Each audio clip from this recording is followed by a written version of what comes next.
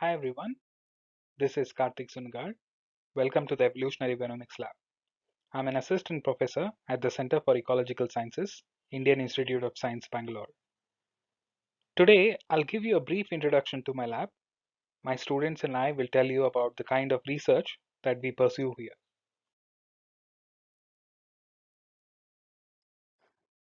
There are three major aspects of research that we pursue in this lab. The central theme of research focuses on the molecular evolution of venom. We are particularly interested in understanding the molecular and evolutionary mechanisms that underpin the transformation of completely harmless proteins into some of the most potent toxins known. We are fascinated by many other interesting aspects, including venom regulation, neofunctionalization, that is, the origin of novel activities and targets, and the origin and diversification of venom across the large evolutionary time. We are also interested in understanding how ecology and environment shape venom compositions and potencies. Finally, a major emphasis has also been placed on developing advanced therapeutics for snakebite. Snakebite is the most neglected of the neglected tropical diseases. India suffers the brunt of this problem as over 200,000 Indians are annually affected by this socio-economic disease. Hence, numerous independent and collaborative projects in the lab are currently focused on the development of novel snakebite treatment strategies. What are venoms? Venoms are complex cocktails that are chiefly made up of proteins, peptides, amino acids, carbohydrates, and salts. Venomous organisms actively inject this complex cocktail into the target animal through the infliction of wound, however tiny that may be. Upon gaining entry into the target animal, venom components interfere with the physiology and biochemistry in order to facilitate the predation or self-defense of the venomous organism. When you consider the modern definition of venom, it becomes clear that this fascinating adaptive trait has convergently or independently evolved on at least 100 distinct occasions. It also becomes clear that venom is not just an evolutionary innovation of clinically or medically important animals such as snakes, scorpions, and spiders, but also represents an independent innovation of hematophagous or sanguivorous animals such as vampire bats, lampreys, and ticks. This is because hematophagous animals make use of complex cocktails of toxins to interfere with the blood coagulation cascade of their prey, which in turn facilitates this unique blood diet. Because venom has evolved independently on numerous occasions, it makes a fascinating system for research in evolutionary biology. Take the origin of venom in reptiles, for example. This is one of the most debated questions in venom research. Historically, venom is theorized to have evolved on two distinct occasions in squamate reptiles. Once in the common ancestor of advanced snakes.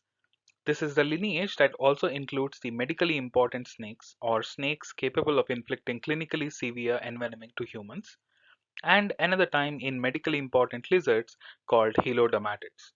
In 2006, using evidence from multidisciplinary fields, it was postulated that venom may have evolved in the common ancestor of all snakes in the world and a group of lizards called Angwimorpha, which also includes the iconic Komodo dragon. Subsequently, however, this hypothetical venomous clade called Toxicofera has been contested and several alternative hypotheses have been put forth. Similarly, the origin of venom delivery apparatus in snakes is extremely fascinating. The venom delivery apparatus includes fangs or teeth that snakes use to inject venom, the venom glands in which the venom is secreted, as well as the muscles around the venom gland that squeeze the gland to release the venom at high pressure. Fangs in some snakes are fixed in the front, while in others they can be flexible or hinged, meaning that they can move independently of each other. In some snakes, these fangs are located at the back of the mouth and can be quite enlarged. such as in certain keelbacks. Finally, snakes can be completely devoid of fangs, as they specialize in feeding on avian, amphibian, or fish eggs.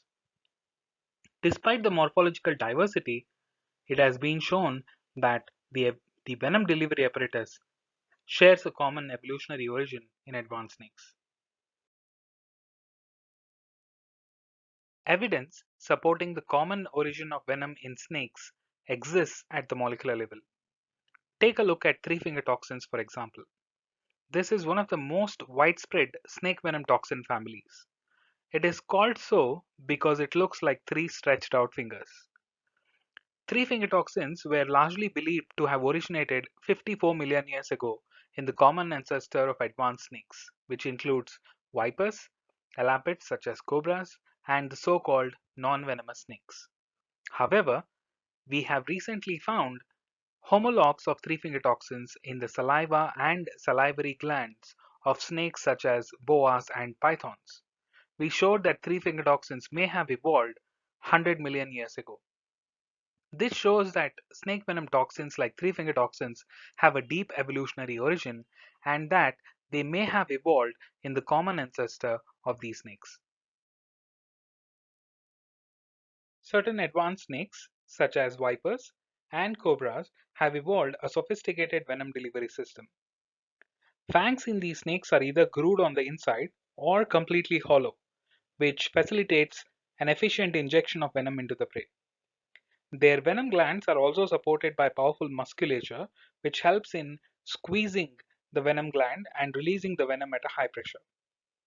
What is fascinating is that the moment these snakes invented this hollow and high pressure venom delivery system 54 million years ago, three-finger toxins in them underwent rapid molecular radiation, resulting in a diversity of toxin forms with distinct biochemical functions and molecular targets. This was perhaps because these snakes could now inject venom much more efficiently than their ancestors. This shows how changes at the anatomical level have also shaped snake venom compositions. Snake venom composition and potency is largely dictated by the ecology of these animals, particularly their diet. Consider the venom potency of the saw-scaled viper, for example. It doesn't take a lot of its venom to kill a mouse. This is because saw-scaled vipers are known to feed on mammals. In contrast, the venom of the Sauchurex viper, a subspecies of the saw-scaled viper, is relatively less potent against mammals. This is perhaps because these snakes chiefly feed on scorpions. Over the course of evolution, their venom may have become more specific to arthropods and less specific to mammals. Similarly, kraits, such as the common krait, which has a near countrywide distribution, is one of the most toxic snakes in the world. Surprisingly, the venom of the banded krait from the eastern part of the country is really less toxic to mammals. This is again because of dietary shifts. These snakes are known to primarily feed on other snakes, which has perhaps made the venoms less specific to mammals and highly specific to reptiles. Fascinatingly, only a minuscule amount of the venom of the Sind krait is required to kill mice, making it the most toxic snake in India and amongst the top three most toxic snakes in the world. It was observed that these snakes selectively fed on mice and avoided eating reptiles and or amphibians, highlighting why the venoms are so toxic towards mammals. Venoms can also be used purely for defensive purposes. Funnel web spiders from Australia are some of the very rare lineages of spiders that are capable of inflicting clinically severe envenoming to humans. By studying the venoms of a diversity of funnel webs from Australia and around the world, we showed that these spiders may have evolved their venoms as an anti-predator defense against vertebrate predators. Their fatally toxic activity towards humans is an evolutionary accident or a collateral damage.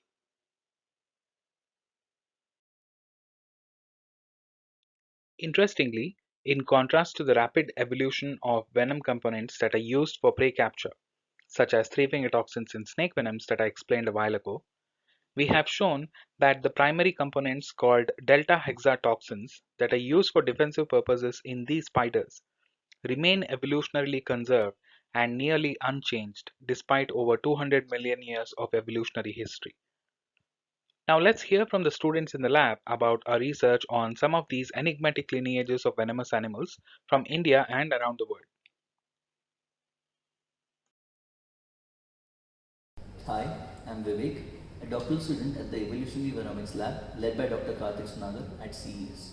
At EVL, in addition to snake venoms, we also investigate the venoms of various neglected lineages such as spiders, scorpions, and centipedes. My interest lies in understanding ecology and venom evolution using scorpions as a model system. Hi, I am Naeem, a project student at Evolutionary Venomics Lab. I'm particularly interested in understanding spider biology and studying their venoms.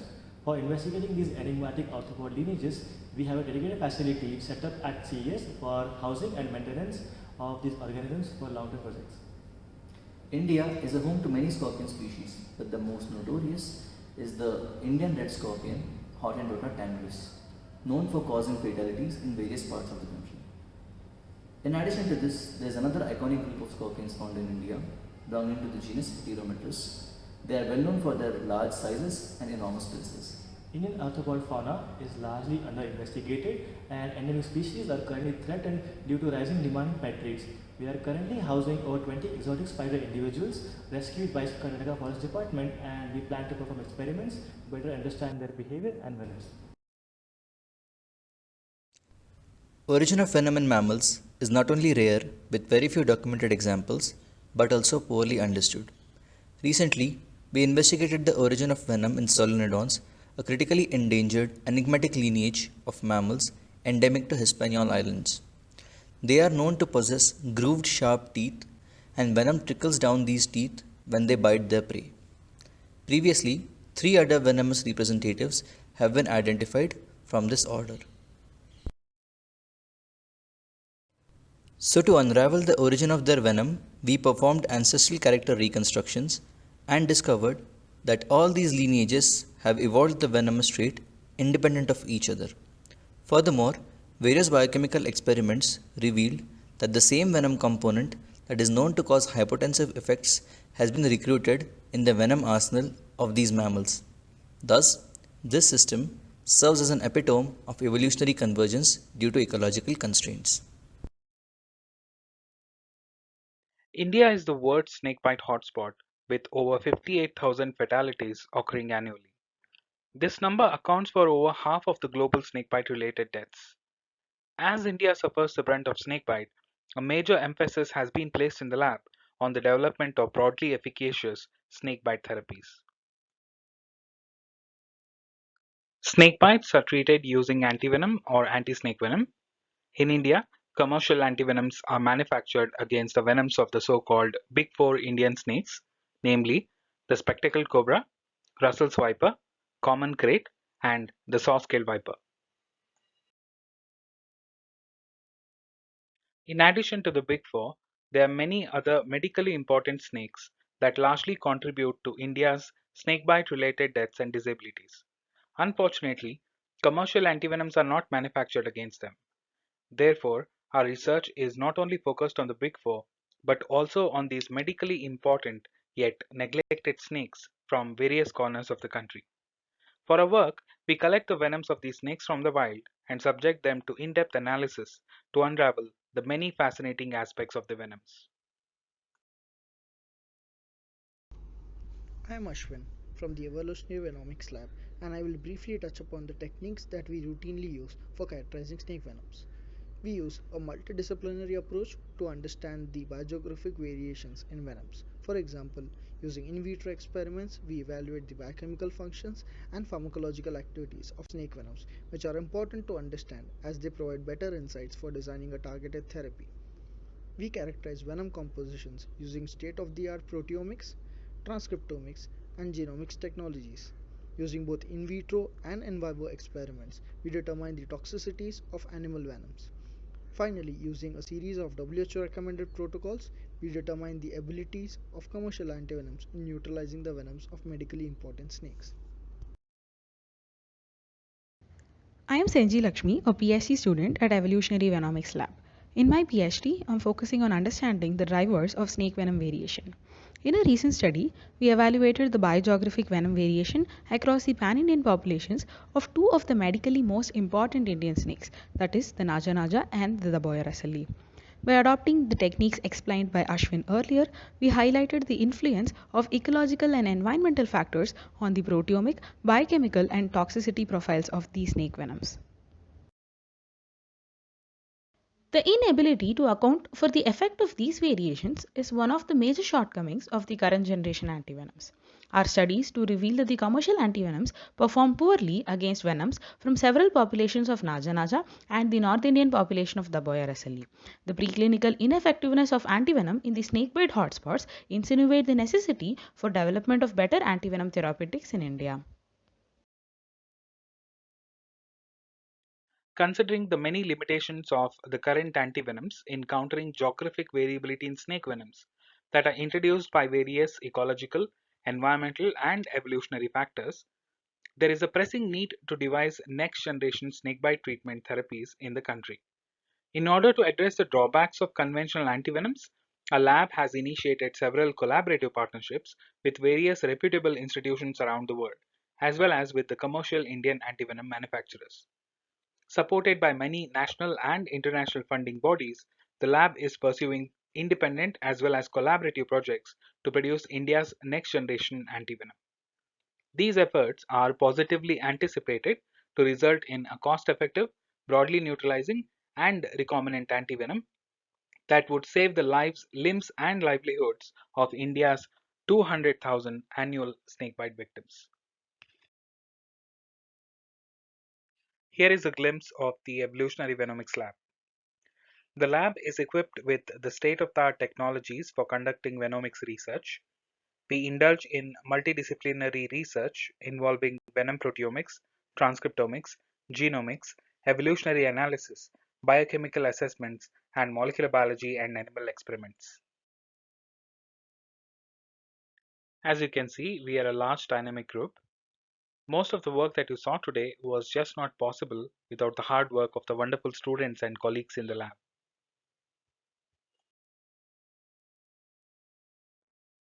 I'm also extremely thankful to all the amazing collaborators from India and around the world, as well as to all the funding agencies who make this work possible.